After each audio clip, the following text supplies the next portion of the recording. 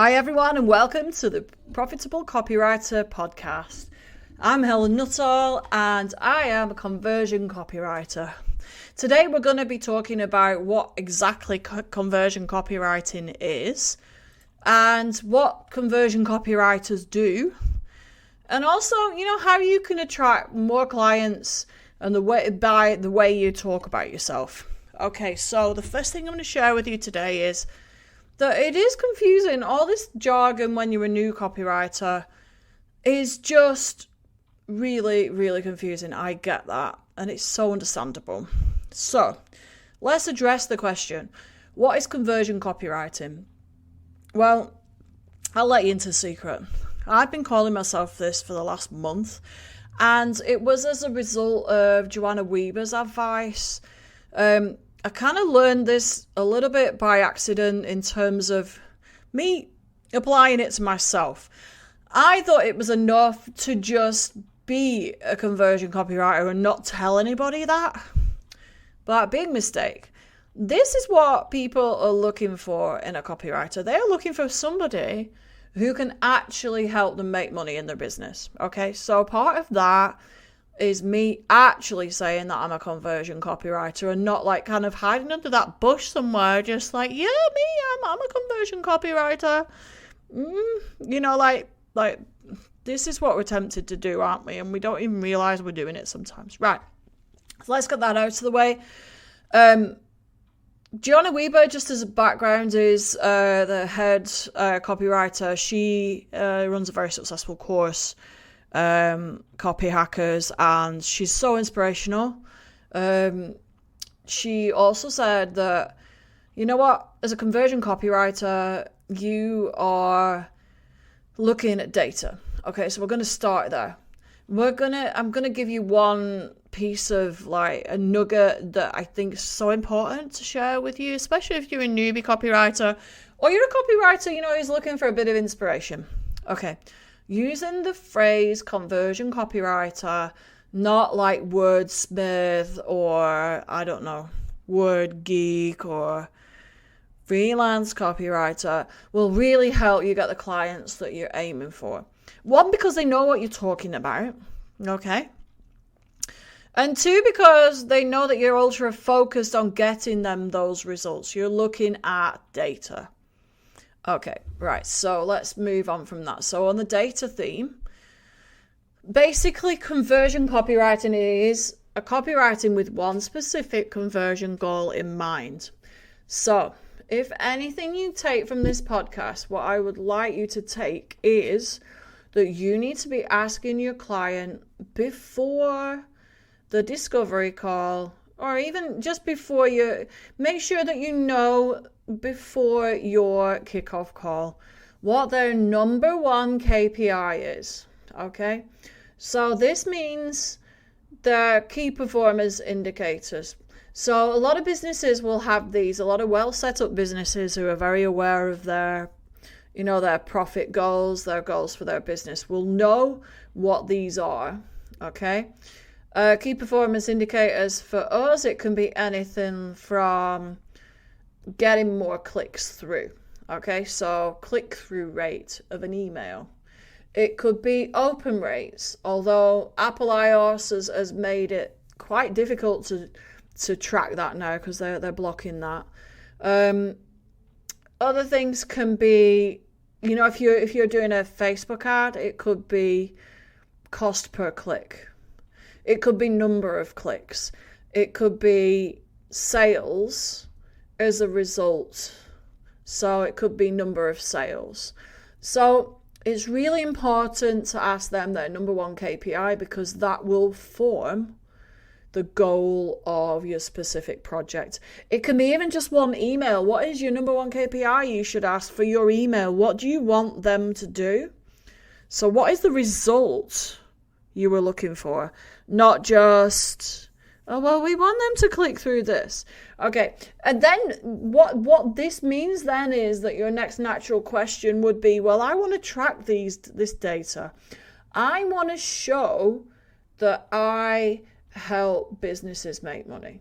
Okay, so that is another part of this process. You need to be asking them for access to the data it shows. So then over time with the client, you're building a relationship to tweak that copy and enable that business to make more money. All right, so let's go to 4 tips for getting started with conversion copywriting. Well, how do you start? Okay, so take the load off. Any skill's going to take practice to perfect. And you know what? You might think about, and I will very strongly think about, if you haven't done this already, if you haven't taken a course, I would take an online course for copywriting, because there is so much that a really experienced copywriter can tell you. Okay? I have got my number one recommendation is always going to be, you're always going to hear me say this, it's Filthy Rich Writers course. It is awesome, very good value, gives you the basics, and will fill you in with these kind of KPIs that clients are looking for. It's enabled me to develop and scale my copywriting business. Now, I have taken another copywriting certificate. This is more advanced one in my opinion. I'll be talking about that in another podcast episode, I think. So, but for now, if you're a newbie, Filthy Rich Writer is the way to go completely. There's a link to it at the bottom of my podcast. It is an affiliate link, so I might make some commission if you click through that link, but it doesn't cost any more to you. Okay, so let's move back. So just to summarize that first one, I really seriously believe that if you want to be a really good conversion copywriter, you need to invest in your education. Okay? Whatever that may be, an online course, it might be going to college for one, but honestly, I don't rate the college courses. Take a course from a decent copywriter. Okay, look up decent copywriters and take one of their courses. Please, I beg you. I don't think the college courses are worth the paper they're written on. Anyway, sorry to all college course creators. Right, okay, so that's one step you can do. Okay, next step is always think of the end goal, okay? So if your client's not being very clear, then give them some scenarios for the end goal for the project, okay? So have some prepared if they're being a little bit like, I really don't know where we're going with this, okay? So conversion doesn't necessarily mean purchase. It can mean any action you want a reader to take as well, although I do prefer sticking to data. It could be even just clicking through a button, clicking through a certain link, and then that company thinking, right, okay, is that call to action working? Tweaking it, going again, see if the rate goes up. It might be that you're going to create the copy to fill out a form that's highly enticing, that's easy to use. Is it that they want the form to be a bit more user-friendly? The copy on the form wants to be user-friendly? Or is it that they want to get more leads from that form?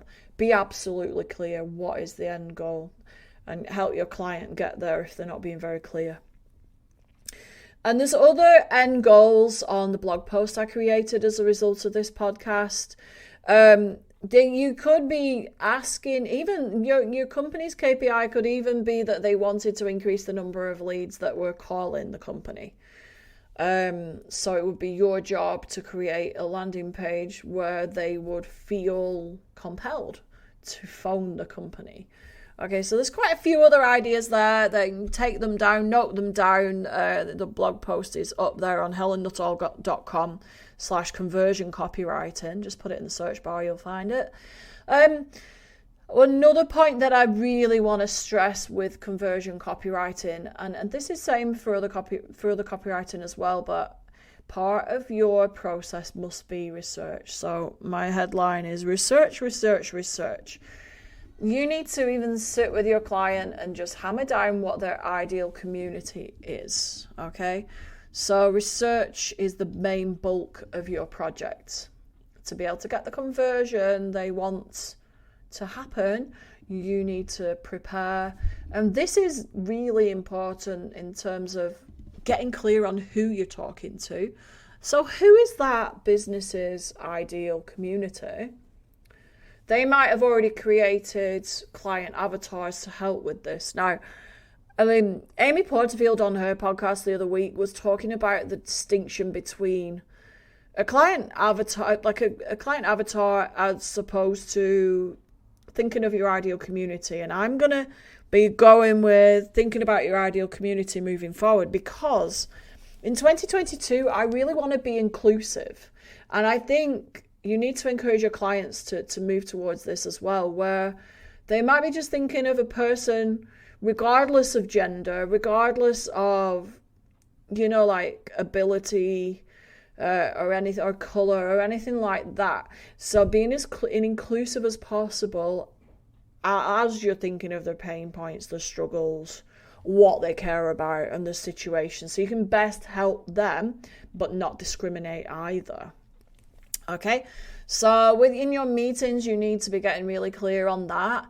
And also things like collecting maybe the average age, the average gender, but not inclusive.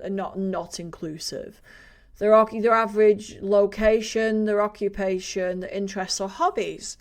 So as well, like thinking of that ideal community, but really helping them can also help shift your thinking as well. So once you've done all your research, you're going to get really clear on what the help for them looks like. And then it's important then to have a look at, right, okay, I know exactly how to help them. Now I've got to make them take action. So it's got to be that you communicate that then. Okay, so know your product or service inside out. Okay, so know the product you're going to be helping them with the copy with. You've got to research the product as well, or the service. So it's like the starting point would be, what the unique selling proposition. What does this product have that nobody else has? What point of view are they coming from? What values has this brand got? Is that going to make somebody choose them over another company? Is it that it's the service features that really stand out? So you need to know all that. So that you need to know the key product or service features as well, so that you can really dig in and go, right, okay, so if I'm looking at a competitor's product, what has this product got that they haven't? And then the pricing. Maybe this product or service has got different pricing tiers. Maybe it's got a scholarship program. Maybe it has got an inclusive pricing program. So you need to know everything about it. A real goldmine opportunity also is having a look at past testimonials. And if they've got any email evidence of people answering quizzes or evaluations at the end of a digital course, this can be so powerful for gaining a real picture of the ideal community.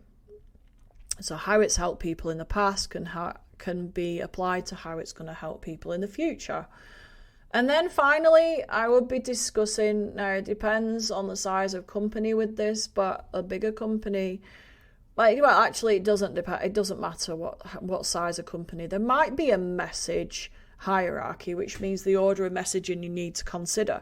So maybe they want to say a certain thing about a product first, but then they only want to release certain aspects of the benefits of it later on to really capture people's attention. So maybe just it needs to be clear if there are any things that you can't say at the beginning of, say, like an email funnel, but you have to say at the end. Discuss that, whether there are any rules, whether there are any set orders that they want it doing in. Okay, so once you've got all this in front of you, it can be overwhelming, but I suggest you start to extract the deep benefits first. And that actually allows the reader to really get how the products or service can help them in their lives, so how it applies to them. So you can start almost like writing the story of the product from that. And if you're working for a larger company, this discovery time, just remember to build in time for conversations with different teams. Like the marketing team might want to meet with you, and the sales team might want to have half an hour, or even the technical team. If you're selling something that like you need to really communicate in the ideal community's language, the technical aspects of this product. Then, there's those kind of things you need to do as well. So then there's one really, really important thing that I want you to remember, if you don't remember anything else, is to take a look at close competitors as well. What writing for SEO has done for me, it has really made me aware of, okay, companies are different from each other, and that's great, and they've got their ideal communities, but it is really, really worth looking at how competitors do things. So research, have a look at 2 or 3 competitors of a product that are very similar and how they're explaining the benefits and how that is worded and how they've gone about it, how they've set it out even on the page. And then that'll give you some idea when you start your piece. Okay, there's another really important point here as well. Understand the buyer journey as well. So if you haven't done much on the buyer journey, just have a look at this blog post that I've made available as part of this conversion copyright, understanding conversion copywriting. There's basically 3 stages. And I also argue as well that there are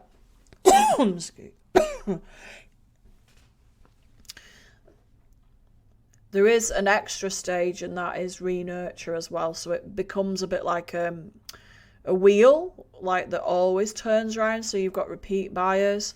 I don't believe that, they just get to the end and then that's it, and then you leave them alone and poor buyer, what are they going to do then? No. I really think there's 4 parts to this. I've included the main 3, which are awareness for number 1, consideration number 2, and then the decision. That stage is number 3. So basically, get yourself really aware of that journey, because the copy is going to be different at different stages. Like, say, for example, at the awareness stage, they're just becoming aware that they've got a problem, and they probably can't articulate it in most cases. They maybe could give you some details about what they think the problem is, but they're really researching. So say, for example, I've probably like flogged this one to death already, but if, for example, my dog is pulling on the lead, I'm thinking, how can I solve that? Because my back's killing me and my hands are starting to hurt. I'm aware I've got a problem, but I don't know particularly what. I know it's about the dog pulling, but I don't know which way to turn with that right now. So, he's worried. I'm worried that, the dog also will hurt his neck because I'm trying to pull him back, so he's not going into the traffic. So at this stage, your suggestions for copywriting could be that, or you might even be writing this, it could be that you are providing SEO content about how a harness can alleviate neck problems in dogs, or how a no-pull harness can help you overcome pulling issues. So this could be in the form of videos, blog posts, even like a script for a podcast. So just something that provides that potential buyer of that harness with a place to go that they can research. And then once they've had a look and they're thinking, right, okay, this could be, there could be a solution out there, they move into the consideration stage, because that's when they know there's probably a couple of solutions to the problem, but they're not sure which one they're going to go with. So they're thinking about it. So this stage could be very content-based still. It might be that you're educating them via email, say, for example, if they've gone into a nurture sequence for this company. It might be that, you're giving them some ideas about wearing sturdy footwear, gloves, or taking treats for your dog when it's not pulling on the lead, or even avoidance strategies that would help your dog that you could sort out so that you're not hurting your back quite so much. And then even like an email about looking at triggers for your dog's pulling. It can also be done again via video, via podcasts, via blog posts. Remember, it depends on how your ideal community, how that client's ideal community likes to consume content. Maybe they like to be on social, maybe they like a live. So you could find yourself suggesting to your client, why don't I write a script for this so that you can go on live and tell them all about it. And then once the buyer moves to the decision stage content, it might be that, you can move forward into presenting clearly then the product offer. So this could be in the form of a sales page, a product review, even like they might land on your product page even. So this is where the copy is really essential. And they're ready at that point for the solution. So even a testimonial as social proof, then that comes into play. So it really is an opportunity to build trust that you can provide a solution that's right for them. So say for a no-pull harness, you can start showing your clients no-pull harness. You can be involving them in the story, so creating that sales page. You can be even showing like a live demo of a harness working on a challenging dog, so embedded into that sales page as extra proof. So all these things you can suggest to your client for different stages of the buyer awareness journey. And another thing that I want to move to is clear calls to action. Okay, so we can get bogged down in the mire of everything we're trying to create and the order we're trying to create it in so it best serves that KPI. But what we need to make sure of is that when we finally get that buyer to that point where they are absolutely ready, that call to action really speaks to them. Okay, so keep them short and sweet and make sure that you're asking yourself constantly, what do I want my reader to do?